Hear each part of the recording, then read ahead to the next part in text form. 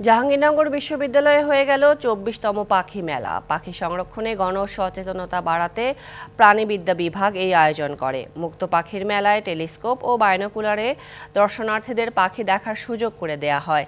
আলোকচিত্র প্রদর্শনী সহ বিচিত্র প্রজাতির পাখির পরিচিতিও তুলে ধরা হয়।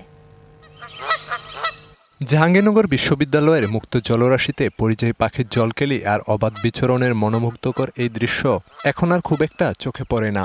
লেকগুলোতে আগের মতো নেই পাখির কোলাহল, দিন দিন কমছে অতিথি পাখির আগমনও। এবার শীতের মাঝামাঝি সময়েও নিষ্প্রাণ লেকগুলো। এমন পরিস্থিতিতে শুক্রবার ক্যাম্পাসে উন্মুক্ত পাখি মেলার আয়োজন করে প্রাণীবিদ্যা বিভাগ। সকালে বিশ্ববিদ্যালয়ের জহির রায়হান মিলনায়তন প্রাঙ্গণে এর উদ্বোধন করেন উপাচার্য। জাহাঙ্গীরনগর বিশ্ববিদ্যালয়ে যারা আছেন এবং যারা আসবেন তারা সকলেই যেন আচরণে স্ববিরোধ মুক্ত হন। পাখি রক্ষা করতে পারলে, প্রাণ প্রকৃতি রক্ষা করতে পারলে এর অংশ হিসাবে আমরাও সুরক্ষিত হব। খাঁচায় বন্দি নয়, মেলায় পাখিরা ছিল মুক্ত। টেলিস্কোপ ও বাইনোকুলার দিয়ে শিশু কিশোরদের পাখি দেখার সুযোগ করে দেয়া হয়, তুলে ধরা হয় পাখিদের পরিচিতি। এই পাখি মেলা আসলে ক্যাম্পাসের একটা অনেক বড় ট্রেডিশন এবং পাখি সংরক্ষণ যে কতটা গুরুত্বপূর্ণ, পাখির যে কত সৌন্দর্য তা আমরা বোঝাতে পারছি। এখানে আমি অনেক পাখি দেখেছি, আমার অনেক ভালো লেগেছে।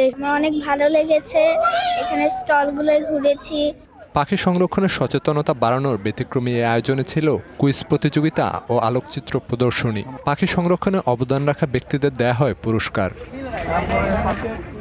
অপরিকল্পিত নগরায়ন ও শব্দ দূষণ সহ নানা কারণে জাহাঙ্গীরনগর বিশ্ববিদ্যালয়ে পাখির আগমন কমছে বলে জানালেন বিশেষজ্ঞরা। পাখি সংরক্ষণের সচেতনতা বাড়ানোর পরামর্শ তাদের। প্রাকৃতিক আবাসস্থল, সেই আবাসস্থলটি আগের মতো আর থাকছে না, অনেকাংশে পুরোপুরি ধ্বংস হয়ে যাচ্ছে, অনেকাংশে তার গুণগত মান নষ্ট হয়ে যাচ্ছে। এটি একটি দিক।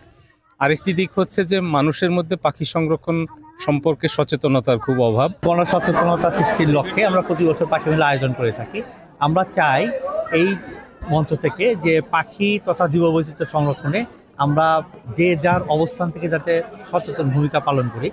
ছোট বড় মিলিয়ে জাহাঙ্গীরনগর বিশ্ববিদ্যালয়ে ২৬টি লেক রয়েছে। চলতি বছর মাত্র একটি লেকে অতিথি পাখির আগমন লক্ষ্য করা গেছে।